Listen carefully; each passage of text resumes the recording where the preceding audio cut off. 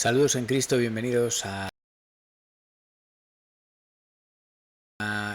respuesta al canal de Catolicismo Bimilenario, el cual Roberto me hizo un vídeo diciéndome un poco por qué debería tomar la posición sede vacante ante los últimos pasos que yo he venido dando. Fijaos, este vídeo quiero que sirva para lanzar una serie de preguntas a Roberto y también para definir o explicar otra vez más lo que parece que mucha gente no ha entendido acerca de la postura que yo he seguido básicamente desde siempre. Quizás en mi interior estaba pensando, ¿no?, en esto, pero no lo expresé públicamente porque eran cosas que no tenía tan claras. Por ejemplo, el aprecio y la admiración por la figura del Lefebvre en mí viene. El aprecio y admiración a Dios por haber suscitado a Lefebvre viene en mí desde hace años. O sea, no es que ahora de repente me haya dado cuenta de todo esto, no, esto es de hace años, ¿vale? Que nadie se lleva engaño. Yo no había hablado de esto porque muchas cosas no las tenía claras. Yo recuerdo cuando me convertí, que me acuerdo cuando me acerqué a la primera parroquia en la que estuve muchos años. Es una parroquia pues que estaba contaminada con ideologías, con herejías, etcétera, pero yo no me daba cuenta, ¿no? Y recuerdo una de esas primeras veces que yo llegué allí muy ilusionado, una noche que no sé si habíamos tenido una reunión, no me acuerdo muy bien qué, despedirme de algún parroquiano allí y decirle, estamos en el lado lleno de ilusión, ¿no? Sin embargo, ya el primer día que fui allí, yo recuerdo que después de mi conversión estuve, pues no sé si cerca de un año leyendo la Biblia yo solo porque tenía hambre de Dios y quería conocer al Señor. Y al final quería darme a los demás. Tenía un fuego dentro, pero un fuego que quería salir y darse a los demás. Y entonces en mi ignorancia pues pensé que lo que yo tenía que hacer no era ir a misa, no era tomar los sacramentos, sino acercarme a ayudar en Cáritas. Y eso fue lo que hice. Yo me acerqué a ayudar me acerqué a Cáritas y dije, oye, yo quiero presentarme voluntario, quiero ayudar. Y me dijeron, pero tú sabes que aquí se reza, ¿no? Y yo, pues claro, si me he convertido, ¿no? Me dijo algo así como, bueno, me propuso meterme en un montón de movimientos, ¿no? Pastoral penitenciaria, ya estaba en Cáritas, monitor de jóvenes, etcétera, etcétera. Pero no me sentó y me dijo, esto es la iglesia, te has convertido, tienes los sacramentos, tienes una vida anterior que limpiar porque has estado alejado de Dios, etcétera, etcétera, etcétera. No me lo explicó nadie, ¿vale? De los que me vieron llegar allí converso. De comunión, yo creo que la verdad lo he comprobado con los años dolorosamente, como los catequistas de hoy en día, muchos. En todas las parroquias que he ido, cosas de la doctrina para no molestar a la gente, ¿vale? Me lo han dicho así. Y en otras incluso pues se iba en contra de la doctrina abiertamente, ¿no? Y entonces el tema es pues que poco a poco, bueno, lamentablemente esa época, como estaba tan mal aconsejado, duró mucho tiempo y mi fe iba, digamos, aflojando cada vez más hasta que tuve una segunda conversión en el año 2016 y ahí yo me propuse pues mantener el fuego vivo como fuera y con los sacramentos, ¿no? Aún así, a partir de entonces fui encontrándome en la situación de tener que ir de parroquia en parroquia huyendo en una parroquia. Pues después de esa segunda conversión me proponían, ya conocía a la que hoy es mi mujer, me proponían vivir el noviazgo sin castidad, por lo que me fui de allí, aunque hice mal, tenía el derecho a haber denunciado aquello, lo hice en privado a ese sacerdote que me dijo que no tenía conciencia o consciencia de haber hecho nada en contra de la doctrina de la Iglesia, etcétera, etcétera, ¿no? y me lamento de no haberlo hecho antes y tener que haberlo hecho con más hincapié. Luego, pues en otra parroquia a las que sí que estuvimos más tiempo, pues acabaron diciendo que, bueno, que no se hablaba de la castidad de los cursillos prematrimoniales pues para no molestar, etcétera. Bueno, en otra,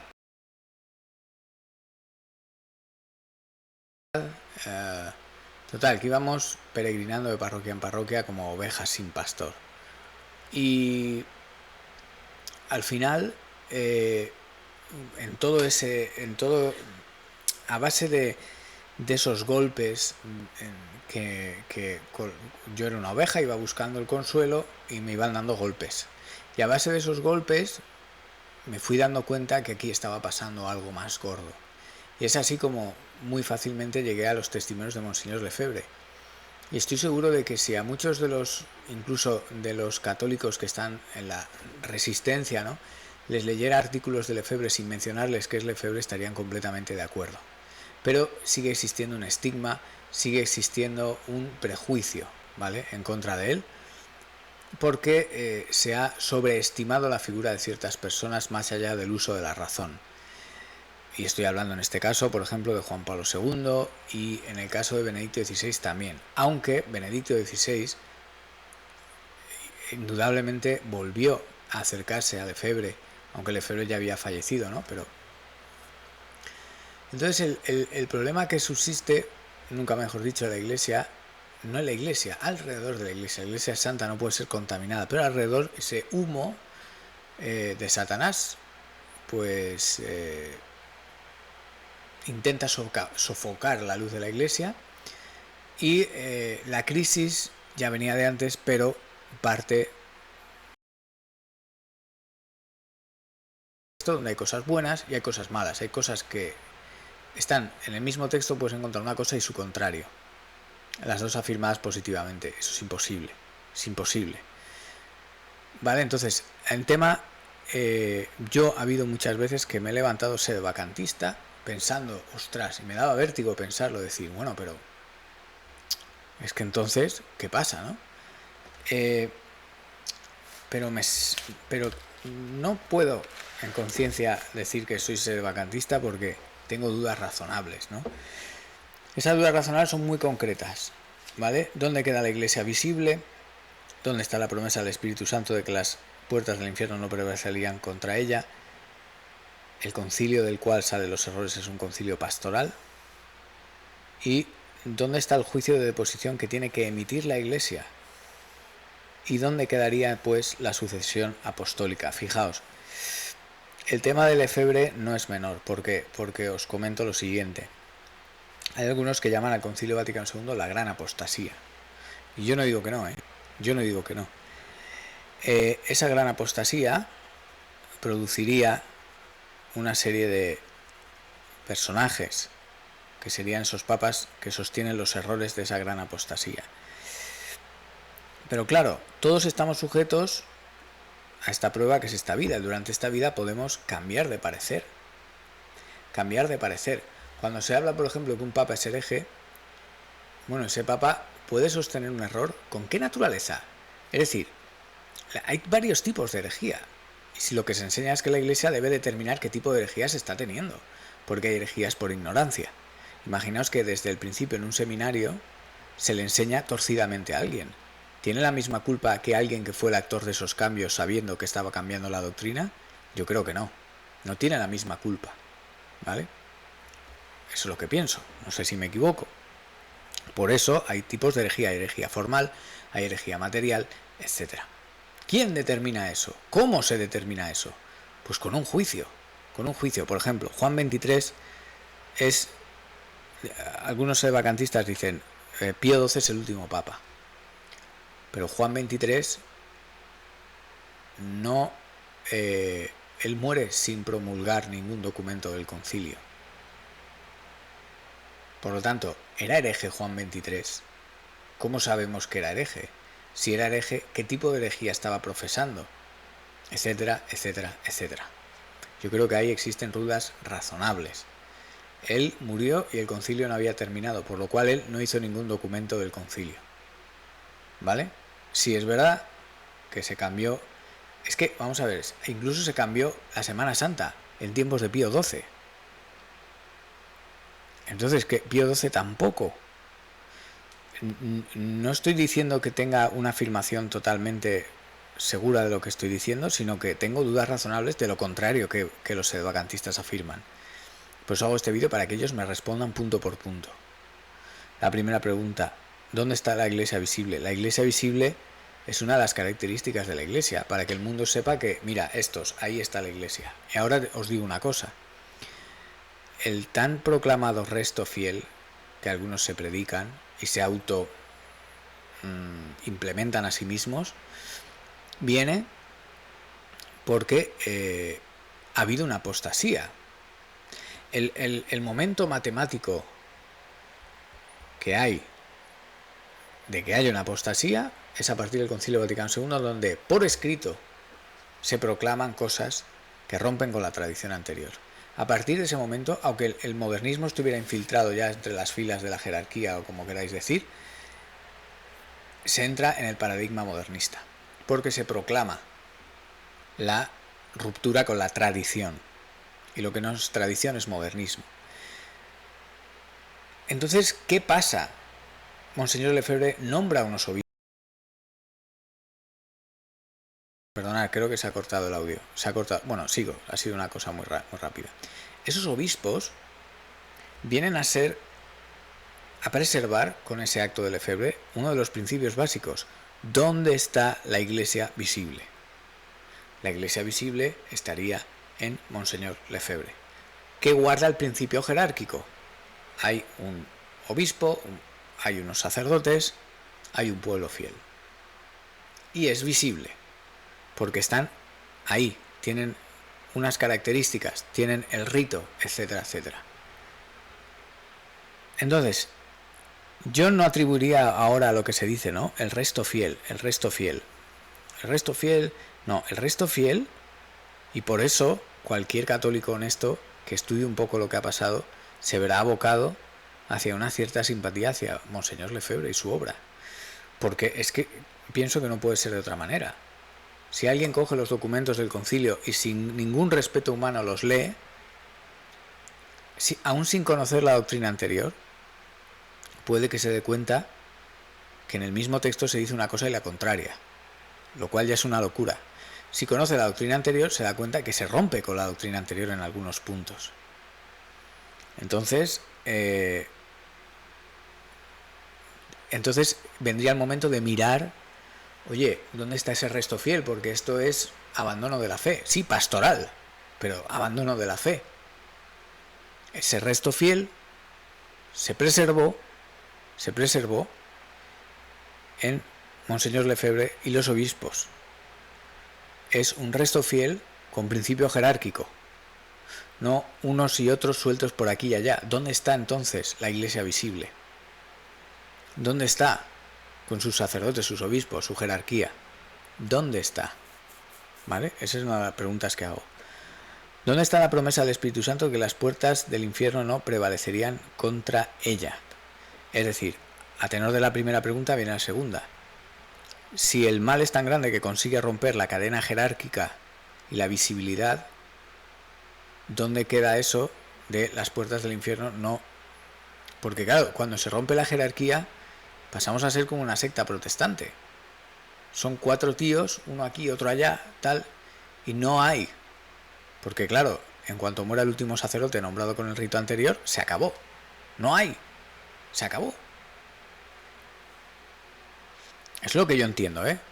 Igual me estoy equivocando, pero creo que son preguntas legítimas para lanzarle a los sedevacantistas, ¿no? Otra de las cosas, el concilio es pastoral. El mismo concilio se autodenomina a sí mismo pastoral, y el Papa Pablo VI dice que no tuvo intención de declarar y definir nada. Con lo cual, ahora, que lo hayan querido dogmatizar ellos, pero una dogmatización a la humana, ¿vale? Para decir que todo lo demás sobraba y que a partir del concilio empieza lo bueno, eso es su problema. Pero utilizando las fórmulas de la Iglesia y según la intención declarada de este hombre, Pablo VI, el concilio es pastoral. Por lo que yo ahora muy bien podría decir a mi obispo, oye, no acepto el Concilio Vaticano II. Y mi obispo no tendría autoridad para hacerme nada, porque es un concilio pastoral. ¿Qué es lo que saco yo en claro? Que esa pastoral, es decir, una manera de hacer las cosas o de enfocar las cosas, es errónea, porque los frutos son malos. Los frutos es el abandono de la fe, el descuido de la liturgia, y porque en el mismo texto está una cosa y la contraria en varios asuntos, por lo cual la confusión, ¿vale? Luego, ¿dónde está el juicio de posición de la Iglesia? Es lo que he dicho antes. Si son herejes, ¿qué tipo de herejía están profesando? ¿Cómo se sabe qué tipo de herejía están profesando? Por ejemplo, yo oigo a alguien decir una herejía, ¿cómo sé que esa persona la está diciendo de manera material o de manera formal? Ya sé lo que han dicho otros documentos de la Iglesia, ¿no? Sin necesidad de juicio. Pero ojo, sin necesidad de juicio para declarar esta persona está fuera de la comunión de la Iglesia. Es decir, la persona se pone a sí mismo, bien, pero ¿en qué tipo de herejía? O sea, lo que estamos hablando aquí es que hace falta un juicio de la Iglesia, no para decirle a esa persona, tú estás fuera, no, sino para saber qué tipo de herejía profesa. Porque si es una herejía de ignorancia, vete tú a saber, es que yo no lo sé, ¿ustedes lo saben? Esa persona ha sido ya mal formada. O sea, la infiltración en la Iglesia viene desde hace decenas de años. Entonces, ¿cómo sé yo si esa persona ha sido bien formada en el seminario? No lo sé. Yo no puedo. Y muchas veces esas personas han muerto. No puedo, menos todavía, porque ponerse en contacto con los muertos está condenado por la Iglesia, aparte. Pero es que ahí se rompe algo también que es de nuestro Señor Jesucristo, que es lo de la corrección fraterna. Ir a una persona y decirle, oye, no, bueno, me voy con un testigo, oye, no, pues con la asamblea, oye, puerta. Se ha producido ese proceso para saber realmente cuál es el tipo de herejía. No hablo de la condena formal de la Iglesia diciendo fulanito está fuera de la Iglesia, no, hablo de la Iglesia dirigiéndose a fulanito y diciéndole, sabes que esto va contra el dogma, sabes que esto, y ya está, sin pronunciar sentencia. Pero eso yo pienso que tiene que existir, está en el Evangelio, está también en el magisterio de la Iglesia, los tipos de herejía. Yo qué sé qué tipo de herejía es, si no le pregunto a la persona la mente con la que la dice. Luego otra cosa, la forma de entender la infalibilidad papal. Si es al final una especie de santo en vida, cada vez que se nombra papa, esa persona ya estaría libre de la prueba de esta vida, porque automáticamente tendría un rayo de asistencia del Espíritu Santo que en todo lo que dice pues sería blindado completamente, y que yo sepa eso solo le corresponde a nuestro Señor y a la Santísima Virgen. No sé, quiero decir, ¿por qué han habido, si el Espíritu Santo enfoca así esa ayuda según esta interpretación, han habido papas moralmente tan deplorables cuando el Espíritu Santo les estaba guiando especialmente? ¿Acaso el Espíritu Santo les guía para una cosa y no les guía para otra? ¿Es el Espíritu Santo ineficaz para santificar, por así decirlo? Es decir, ¿te libra del error? ¿O estamos entendiendo mal ese carisma? ¿Estáis, los sedevacantistas, entendiendo mal ese carisma? Por ejemplo, si el Papa dice, Dios, Jesucristo es Dios, eso es infalible. Eso es infalible. Lo digo yo, es infalible también. Ahora, ¿yo tengo infalibilidad? No. Pero cuando lo dice el Papa, que es cabeza, tiene la vinculación a todos los cristianos. Y ahí se significa la infalibilidad. Dice, cuando el Papa habla de fe y costumbres, decir, por ejemplo, si yo mañana digo, soy Papa y digo mañana, Cristo no es Dios, aunque promulgue todas las fórmulas necesarias, eso no tiene ningún valor. ¿Por qué? Porque no está apoyado en la tradición ni en el magisterio continuo. Y aparte es un tema que no habla de fe ni de costumbres, sino que habla de no fe. La no fe es decir que Cristo no es Dios. Decir que Cristo es Dios, eso es la fe. Cuando lo dice el Papa, es infalible a la sazón de que es esa doctrina que viene de Dios la que le imprime ese carácter infalible. Y así es como vincula a todos los católicos a creer lo mismo. Eso es lo que yo entiendo. Quizás lo estoy entendiendo mal también, ¿eh? Pero, desde luego, aunque no fuera así, lo que yo lo estoy entendiendo y lo entendiera mal, el tema es, aún así, ¿dónde queda el juicio inquisitivo de la Iglesia? No para declarar la excomunión, sino para saber qué tipo de herejía estamos contemplando. ¿Dónde queda la naturaleza del concilio, que es pastoral? Pastoral, ¿vale? Es decir, si yo estoy entendiendo mal la infalibilidad papal, que puede que sí, yo no digo que no, aún así, como decís vosotros, el Espíritu Santo está asistiendo al Papa para no declarar, definir nada que vaya contra la fe. Ahora bien, igual que han habido papas malos, moralmente, pues este concilio pastoral sería un mal moral, porque sería una desviación. No ha pretendido definir nada, ni decir anatemas, ni nada, pero es una proposición de estilo, por así decir, de actuar, que se ha probado ya erróneo. Eso es lo que digo, que yo puedo estar equivocado. Son las dudas que me saltan. Y luego, ¿dónde quedaría la sucesión apostólica? ¿Dónde quedaría? O sea, yo estaré con vosotros hasta el fin del mundo. Si se rompe la sucesión apostólica, si ya no hay sacerdotes válidamente ordenados que no puedan consagrar, y el último de esos sacerdotes nombrados antes de la reforma de los ritos muere, nuestro Señor ya no está con nosotros hasta el fin del mundo. Nos lo dice nuestro Señor Jesucristo, presente en el santo sacrificio del altar. Creo que son dudas legítimas que a mí me saltan, ¿vale? Son dudas legítimas que a mí me saltan. No sé cómo las vais a contestar, pero bueno, lo dejo aquí para que vayamos al grano y seamos concisos. Quis ut Deus.